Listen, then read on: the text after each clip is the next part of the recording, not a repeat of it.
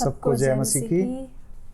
मैंने अपने जीवन की गवाही दी थी और उस टाइम मैंने बोला था कि मैं आगे भी एक दूसरा पार्ट बनाएंगे हम, उसमें अपने जीवन के जो प्रभु ने कैसे अद्भुत कार्य किए उनके विषय में बताऊंगा। तो आज मेरे साथ मेरी पत्नी है, तो आज वो भी अपने जीवन की गवाही देना चाहती है कि उन्होंने कैसे प्रभु को जाना।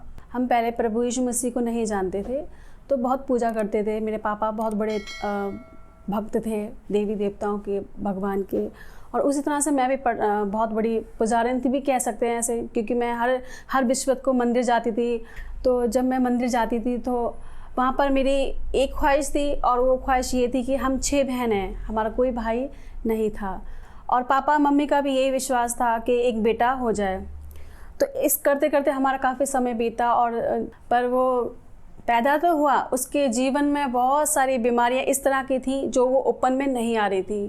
वो ऐसी बीमारी थी जिसे हम कह सकते हैं अंधविश्वास, आशक्ति, जैसे काली शक्तियाँ हम कह सकते हैं, शैतानी शक्तियाँ भी कह सकते हैं। वो ऐसी बीमारियों के साथ पैदा हुआ। हम 6 बहनों में मैं सबसे बड़ी हूँ, और बाकी मेरे बहन भाई सारे छोटे छोटे हैं। तो एक समय ऐसा आया कि मेरा भाई बहुत पीड़ित हो गया, बहुत ज़्यादा पीड़ित हो गया। इतना पीड़ित हो गया कि मेरे माता और मेरे पिता ने दिल्ली में हर एक अच्छे से अच्छा डॉक्टर को दिखाया, क्या देसी क्या विदेशी, सारे डॉक्टर के पास लेके गए, उसका इलाज करवाया, पर वो कहीं से उसकी दवाई सूट ही नहीं कर रही थी। और जब सूट नहीं कर रही थी तो मेरा भाई दिन पे दिन सूखता जा रहा था, रो रहा था, भूख प्यास उसको कुछ नहीं लग रही थी। वो 1-1.5 साल का था लगभग।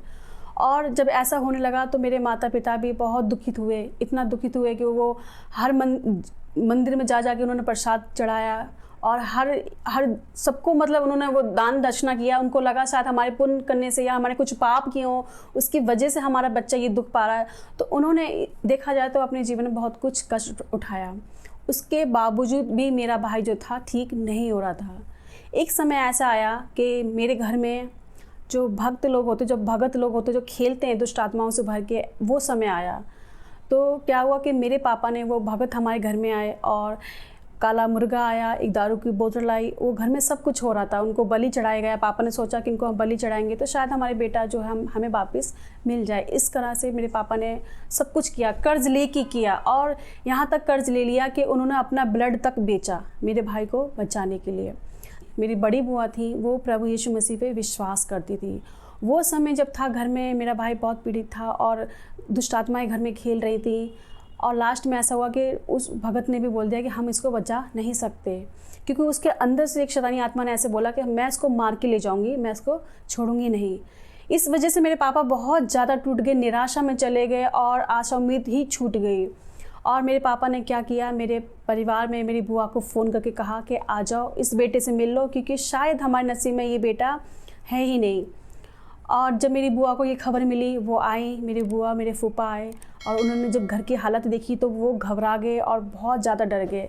चेतावनी तो वो पहले से देते थे मेरे पापा को कि आप एक सच्चे परमेश्वर को जानो, पर मेरे पापा इस चीज़ पे विश्वास नहीं करते थे।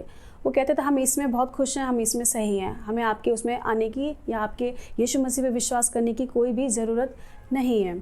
इस तरह से वो हमेशा जवाब देते थे। पर एक समय ऐसे आया कि उनको प्रभु यीशु मसीह की बहुत ज़्यादा ज़रूरत पड़ी। जब मेरी बुआ आई मेरे घर पे, और मैं 12 साल की थी, उस समय मैंने घर की ये हालत देखी कि मैं भी दिमाग की टॉर्चर से होने लगी थी, घर का इतना बुरा हाल था। मेरी बुआ ने कहा आप तुमने सब कुछ कर लिया, तो तुम एक काम करो, प्रभु यीशु मसीह के नाम से हम प्रार्थना करते हैं, और आप विश्वास करो कि आपका बेटा सही सलामत आपको प्रभु वापस करेंगे। मेरे पापा का एक सवाल था, वो ये था कि जहाँ पर मैंने इतना कुछ किया, मैंने अपने बॉडी का खून तक निकाला और सब कुछ किया, उन्होंने जब मेरे बेटे को नहीं बचा पाया, तो क्या प्रभु यीशु मसीह बचा सकता है? तो मेरी बुआ ने कहा हाँ बचा सकता है, क्योंकि प्रभु यीशु मसीह एक जिंदा परमेश्वर है, वो कोई मुर्दा नहीं है। तो जब ये शब्द मेरे पापा ने सुना, और उनका मन ऐसा हुआ ठीक है आप कह रहे तो हम करते हैं। वो घड़ी थी, मैंने अपनी आंखों से देखा जब मेरी बुआ ने, मेरे फूफा ने मेरे भाई के लिए प्रार्थना की।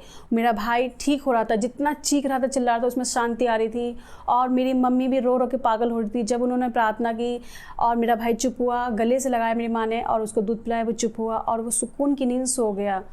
वो घड़ी थी, और मेरे पापा ने, मेरी मम्मी ने ये देखा कि सच में परमेश्वर ही उद्धारकर्ता प्रभु है, क्योंकि दुनिया में और कोई सच्चा परमेश्वर नहीं है। उन्होंने ये बात पे विश्वास किया, और वो घड़ी है और आज का समय वही मेरा भाई जो है आज विश्वास में है, मेरा परिवार विश्वास में है, मेरा भाई जीवित है, उसकी शादी हुई, उसका भी एक बेटा है आज।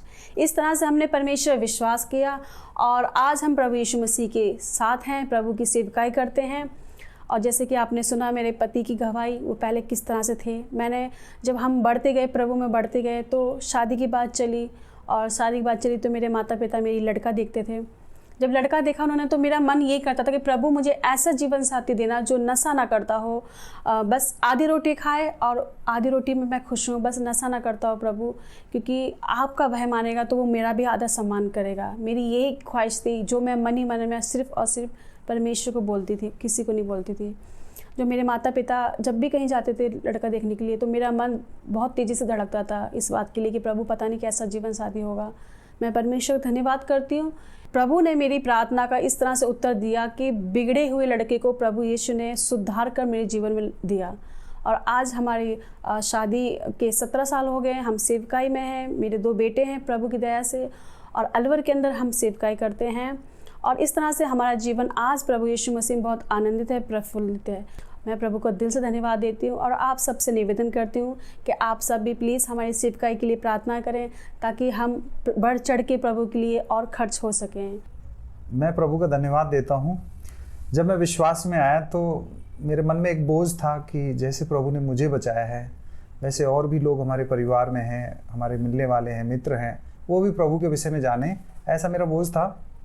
तो मन कई बार ऐसा होता था कि मैं प्रभु के लिए कुछ करूं, उसके विषय में बताऊं। तो उसी दौरान की बात है, मैं एक जॉब कर रहा था कंपनी में और दिल्ली की बात है, मैं उस टाइम दिल्ली में रहता था जब मैं विश्वास में आया। और मैं जॉब छोड़ना नहीं चाहता था, मेरा अच्छा जॉब था और मैं प्रभु से प्रार्थना करने लगा, प्रभु मैं अगर जॉब छोड़ दूंगा तो बाद में अगर मेरे जीवन में दुख आएंगे तो मैं कुड़कुड़ाऊंगा आप पर, तो कुछ ऐसा हो जाए कि मेरी नौकरी भी छूट जाए और मुझे इस तरह का वो भी ना लगे। तो एक समय ऐसा आया कि कंपनी वालों ने मुझे खुद बुला के बोला आप 1 तारीख से कंपनी में ड्यूटी पे मत आना। मैंने उनसे पूछा कि मैंने कोई गलती की है, कुछ ऐसा किया है? तो उन्होंने बोला नहीं ऐसा कुछ नहीं, बस हम आपको नहीं रखना चाहते हैं। और मैंने बड़े खुशी होकर, मैं बहुत आनंदित था, मैंने जैसे प्रार्थना की मेरी नौकरी छूट गई। और उस टाइम मेरी शादी हो चुकी थी और मैं और मेरी पत्नी दोनों ही, मैं अपने गाँव में चला गया जहाँ हमारा परिवार और भी रहता है। तो वहाँ के लिए मेरे मन में बोझ था। तो काफ़ी एक लंबा समय वहाँ रहा मैं, करीब 2-3 साल। और उन 2-3 साल में प्रभु ने मुझे वहाँ इस्तेमाल किया और मैंने वहाँ अपने घर से ही जो प्रभु ने मुझे मेरे जीवन में जो बदला, मैंने गवाही के रूप में एक छोटी सी प्रार्थना सभा और लोगों को अपना गवाही देना शुरू किया। और वहाँ पर एक छोटी सी संगति शुरू हुई। और प्रभु के सेवकाई के विषय में अगर मैं कहूँ तो मैं तो इस लायक नहीं था कि मैं आगे चल के और भी प्रभु की महिमा करूँगा ऐसा। तो एक टाइम ऐसा भी आया मेरे जीवन का कि मुझे सीखने की आवश्यकता थी। तब मैंने बोला पास्टर जी राजकुमार कटारिया जी को, मैं क्योंकि उन्हीं की चर्च में संगति करता था। तो उन्होंने बोला ठीक है आप एक समय निकाल के मुझे बताओ कौन से टाइम रहेगा। तो फिर उन्होंने मुझे उनके थ्रू मैं देहरादून गया। 1 महीने मैंने वहाँ बाइबल से सीखा और 1 महीने में बाद वापस आया। उसी दौरान की बात है कि हमारे कलेसिया के भी कुछ भाई बच्चे थे जो हमारे साथ ही जाना चाहते थे वो, लेकिन देहरादून नहीं, जयपुर के लिए बात हुई थी एक और प्रभु के दास के द्वारा, जो जिनके द्वारा मैंने विश्वास किया, पास्टर हनोक जी, शुरू मैंने वचन सुना, उन्हीं के थ्रू वो बच्चे वहाँ आए थे। तो जब मैं देहरादून से 1 महीने की ट्रेनिंग करके आया तो उन्होंने बोला कि हम जयपुर जा रहे हैं बच्चों से मिलने के लिए, अगर आपको चलना है बाकी बात गाँव में चले जाओगे। तो मेरा ऐसा कोई उद्देश्य नहीं था कि मैं जयपुर में वाईजू सर के यहाँ, डेविड अंकल के यहाँ जो बाइबल कॉलेज में मैं बाइबल कॉलेज या ट्रेनिंग करूँगा, एक बच्चों से मिलने गया। लेकिन एक दौर ऐसा आया मेरे जीवन में कि बच्चे कह रहे कि हम नहीं रुकेंगे आप अगर नहीं रहोगे। तो मैंने बोला आप प्रार्थना करो, मैं भी प्रभु ने चाहा तो रुक जाऊँगा। तो मेरी मुलाकात उस टाइम साथ में हनोक जी और मैं और शिवरतन जी भी साथ में थे जो राजस्थान अलवर में ही रहते हैं, और मैं उनके साथ ही था। तो उन्होंने बोला अंकल अगर कुछ हो सकता है तो बात करो, इनके लिए ये पढ़ना चाहते हैं आगे की। तो उन्होंने मेरे से पूछा कि आपने कितनी पढ़ाई कर रखी। तो मैंने बोला मैं तो ज़्यादा पढ़ा लिखा नहीं हूँ, पढ़ाई लिखा नहीं, मैं तो सिर्फ बाइबल पढ़ना जानता हूँ। तो बोला मैं तो आपको रख ही नहीं सकता यहाँ पे। तो उन्होंने बोला एक चांस देंगे। तो फिर उन्होंने मेरे को एक चांस दिया। फिर भी मैं वहाँ, एक ऐसी परिस्थिति थी मेरे सामने कि मैं पत्नी को अपनी को 1-2 दिन के लिए बोल के आया, मैं वहाँ रहना मेरे लिए बहुत मुश्किल था। जब जयपुर में मेरे पति आए, किसी बच्चों से मिलने के लिए आए थे, तो ये बोल के नहीं आए कि वो भी रुक जाएंगे। ये भी एक अचानक ही हुआ, अचानक से ही हुआ। और मैं अपनी मम्मी के घर पे थी। मेरा बड़ा बेटा 3 महीने का था, विश्वास उसका नाम है। और मैं और मेरा बेटा मम्मी के घर रह गए। और जब मुझे ये सुनने को मिला कि अचानक से ये 1 साल के लिए जयपुर में बाइबल ट्रेनिंग के लिए रुक गए, तो मुझे बहुत झटका लगा और मैं बहुत डर भी गई, घबरा भी गई और गुस्सा भी मुझे हुआ इस बात को लेके कि मतलब बिना प्लानिंग किए हुए ये जयपुर चले गए और 1-2 दिन के लिए नहीं, पूरे 1 साल के लिए वहाँ पढ़ाई करेंगे। तो मुझे बहुत दुख हुआ, क्रोधित भी हुई मैं। पर अब क्या कर सकते, प्रभु के लिए जब हम सेवा में उतरे थे तो थोड़ा कष्ट भी उठाना ज़रूरी था। परमेश्वर ने ऐसे ऐसे हमारे रास्तों को खोला, जो बंद रास्ते थे, जो कठोर रास्ते थे, उनको भी प्रभु ने सुधारा। जब मैं अपनी मम्मी के घर पे थी तो मेरे पिताजी भी काफ़ी क्रोधित हुए, वो भी गुस्सा हुए कि ऐसे थोड़ी ना होता है कि अचानक ही चले गए और बिना कुछ बोले, बिना कुछ बताए। मेरे पास एक भी पैसा नहीं था और बिल्कुल भी पैसे नहीं थे जिससे मैं अपने बच्चों को पालन पोषण कर सकूं। तो मैं अपनी मम्मी के घर रहती थी और मेरी मम्मी ने ही मुझे और मेरे बेटे को संभाला।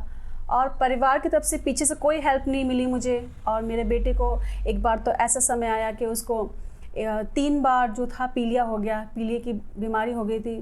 तो जब ये मुझे डॉक्टर ने बताया तो मैं बहुत टूट गई थी, बिखर गई थी। कई बार मैंने अपने पति से कांटेक्ट करने की कोशिश करी, फ़ोन मिलाती थी जयपुर में, तो एक सर थे, वो बात नहीं करवा पाते थे। वो हमेशा ये बोलते थे कि वो अभी पढ़ रहे हैं, वो अभी आपसे बात नहीं कर सकते थे। जब ऐसा बात होती थी तो मैं और अंदर से दुखी होती थी और यहाँ तक मैं निराशा में चली गई कि मुझे ऐसा लगा कि मैंने क्यों शादी कर लिया, कि क्यों, मेरा कोई उद्देश्य नहीं है। शादी की और एक बच्चा हो के मैं अपने माँ बाप के घर रह गई, तो बहुत अंदर से दुख लगा। और परिवार वाले भी काफ़ी, शैतान जब परीक्षा करता तो इस हिसाब से करता कि हमारे परिवार के हमारे विरोध में कई बार खड़े भी हो जाते हैं। इस तरह से मेरा परिवार भी कई बार मुझे ताने देता था और बहुत कुछ मुझे सुनना भी पड़ता था। पर मैं क्या करूँ, कहाँ जाऊँ। मेरे पास सिर्फ एक ही उपाय था, सिर्फ और सिर्फ प्रार्थना करना प्रभु यीशु मसीह से। और मैं हर समय रो के प्रभु से प्रार्थना करती थी कि प्रभु मेरी ये जो परिस्थिति है पिता, ये 1 साल कैसे भी निकालो प्रभु। और मैं और मेरा बच्चा इस समय का इंतज़ार करते थे कि जब वो आएंगे तो हमारा समय पूरा होगा, हम अपने घर जाएंगे। ये बात सच है कि मेरी पत्नी ने जैसे बताया, और बहुत परिस्थितियाँ ऐसी थी, ख़राब थी कि मेरे पास पैसे भी नहीं थे उस टाइम कि मैं इनको कुछ दे देता ताकि मतलब खर्च कर सकते थे। तो ये बात जब हमें सुनने को मिली तो काफ़ी हम दुखी भी होते थे। और सच बताएं, वो दौर ऐसा था हमारे लिए, एक परीक्षा का दौर था।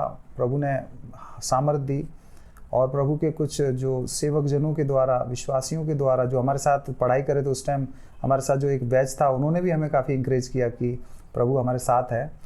एक साल के बाद जब वो ट्रेनिंग पूरा हुआ और हमारे जो पास्टर साहब राजकुमार कटारिया जी थे, फिर उन्हीं के थ्रू उन्हीं के साथ संगति करता था कलीसिया में। तो अब उन्होंने बोला अब आप क्या करना चाहते हो। तो मैंने कहा जैसे मेरा जीवन बचा है वैसे ही मैं तो प्रभु के साथ ही जीवन जीना चाहता हूँ, सेवकाई में ही आगे रहना चाहता हूँ। तब उन्होंने मुझे वापस फिर गांव में मैं चला गया और उनके द्वारा उनके साथ मिलकर मैंने करीब वहाँ 2-3 साल तक सेवकाई की। फिर एक समय ऐसा आया कि काम धंधे की वजह से काफ़ी दिक्कतें आई मेरे सामने। तो मैंने पास्टर जी से बोला मैं जॉब करके ही काम करूँगा, क्योंकि गांव में ऐसा कोई काम था नहीं इतना ज़्यादा। तो मैं फिर 3 साल बाद वापस आ गया दिल्ली, और दिल्ली में भी मैं उनके साथ ही सेवा कर रहा था और काम भी कर रहा था। तो एक लंबा समय निकला मेरा दिल्ली में भी 4-5 साल का। फिर मैं प्रार्थना करने लगा कि आगे बच्चों के लिए और पढ़ाई के लिए कि एक ऐसी जगह मिले, काम मिले जहाँ संगति भी हो और मेरा काम भी चलता रहे।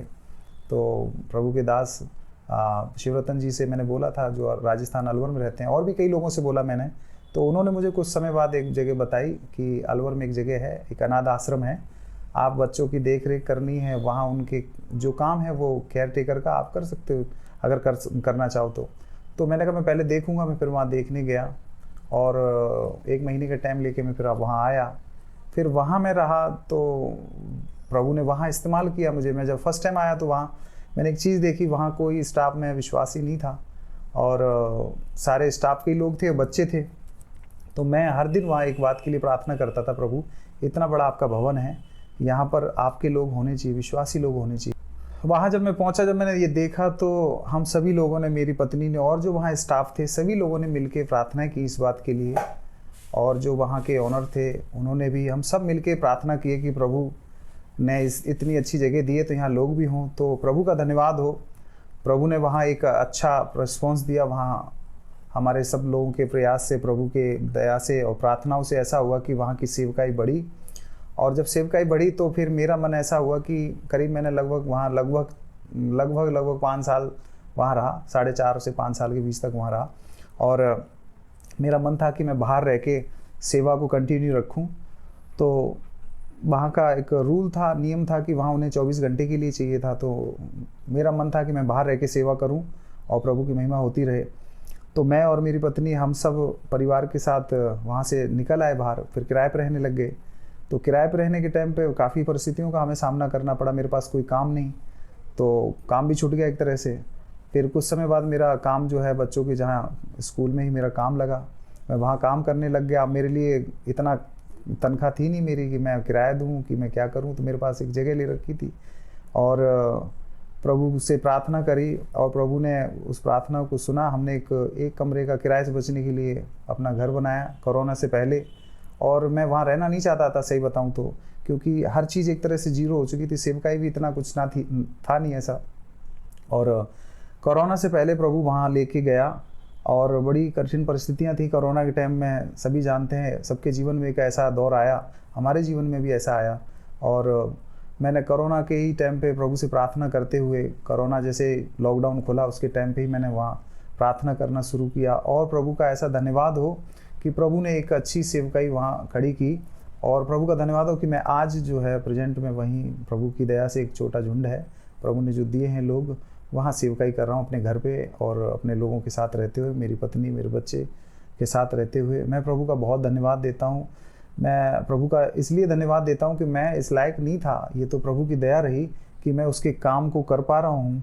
और सेवा का जो दायित्व है वो बहुत बड़ा है, ये तो बहुत छोटी सी बात है। आप सभी लोगों की, जिन्होंने मेरी गवाहियों को पहले भी देखा है, मेरी प्रार्थना है कि आप मेरे लिए प्रार्थना करें कि मैं अंत तक, अपने जीवन के अंत समय तक ऐसा ही विश्वास योग्य प्रभु के साथ चलता रहूं और उसके नाम की महिमा करता रहूं। जैसे मैं बचा वैसे ही और लोग भी आप प्रभु में बच सकें और वो भी प्रभु को जाने जैसे मैंने जाना, वो भी उद्धार पा सकें। जय मसीह की।